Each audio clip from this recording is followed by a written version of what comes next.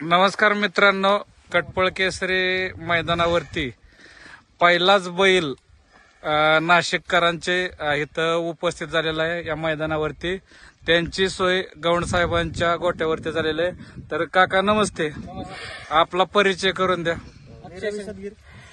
मी अक्षय बघा. मी अक्षर ड्रायव्हर. बैलाचं नाव काय आहे? सैतान. कुठून आला आणि कधी निघाला होता? नाशिकवरून आलोय आम्ही. हा. पहाटे 3 वाजता निघालो. होय. आज संध्याकाळी तर कसं काय तुम्ही? इथं आमचं तात्यांचं गुलाब तात्यांचं नियोजन आहे. तात्यांनी आम्हाला इथं नियोजन करून दिलंय. राज साहेबांचा गोठा आहे. हा. तात्यांच्या नियोजनामध्ये आम्ही आलो इथं. किती बैल एकूण आणल्या तुम्ही? आता आम्ही 3 बैल आणले. हा कुठल्या खांदी पळतो जास्त? हा उजवी खाली पळतो.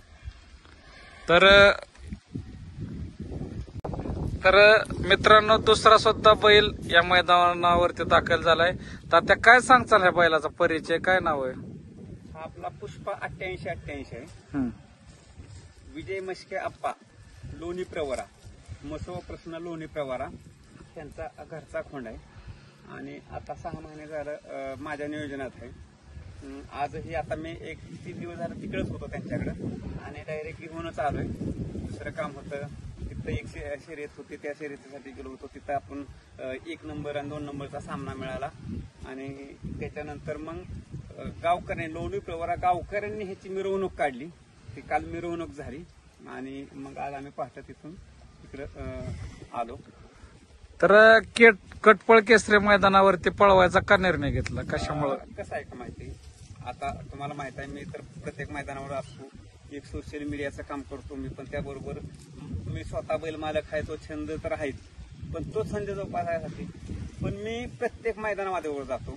प्रत्येक मैदान बघितल्यानंतरच माझं ते नियोजन होतं. आणि आता हे मैदान इतकं तास असे बनवलेत की स्टेडियम मध्ये गेल्यासारखं वाटतंय, म्हणून मी इतरांना सांगतोय.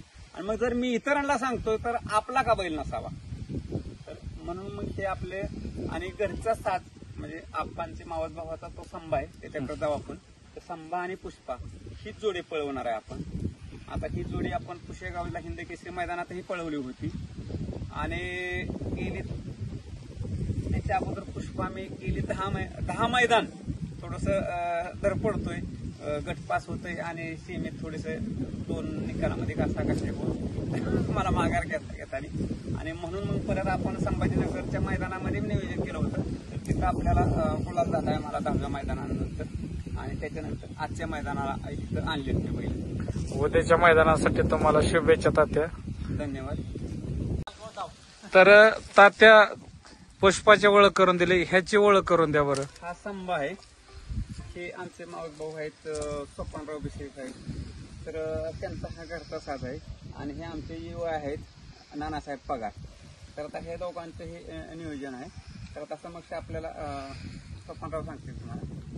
तर काय काका ह्या बैलाविषयी परिचय करून द्या. तुम्ही इतक्या लांबून आज नाशिकवरून कटपळ केसरी मैदानाला पळण्यासाठी आलेला, काय तुम्हाला वाटतं या मैदानाविषयी?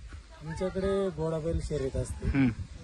त्यानंतर तिकडे घोडा बैलात बैल खूप छान पळत होता आणि आम्हाला असं वाटलं की आमचे पण बैल इकडे येऊन काहीतरी करू शकतात. तर आमचे मावस भाऊ विजय मस्के म्हणून त्यांच्या बैल इकडे बरेचसे वेळा आलेला आणि आम्ही पुशेगाव मैदानासाठी पायरा बघत होतो. आम्हाला काही लोकांनी खूप वायदी मागितली, कोणी ₹1,00,000 मागे, कोणी ₹50,000 मागे. मग आम्ही असं ठरवलं तर आपल्या स्वतःचीच गाडी, घरचीच गाडी पळवायची. मग मी त्यांना म्हणलो आपण आपली दोघांची गाडी पळू. आणि इथं आल्या पुसेगावला आल्यानंतर 40व्या गटात आमची गाडी छान पळाली, गट 5 झाली आणि 10व्या सीमेला काहीतरी टाकाटाकीत निर्णय झाला आणि आमची गाडी 2 नंबर उतरली. त्याच्यानंतर आम्ही संभाजीनगरला पळालो. संभाजीनगरला आमचा 1 आणि 2चा सामना देण्यात आला. त्यानंतर बैल हा दोन्ही खांदी पब्लिक पळतो, डावी उजवी. आता कटपळ केसरी मैदानाचं कसं नियोजन वाटतंय तुम्हाला? मैदान खूप छान आहे, मैदान पण बघितलेलं आहे जाऊन आणि पाट्या पण खूप सुंदर आहे आणि रान पण चांगलं आहे. होय. तर फाट्याविषयी काय वाटतं नेमकं? फाटीच लांबी चांगली आहे आणि रुंदी पण एकदम छान आहे आणि पाठी रोलर मारल्यामुळे पाठी एकदम कडक आहे आणि आमच्या बैलाला तिथे पळण्यात चांगले होते.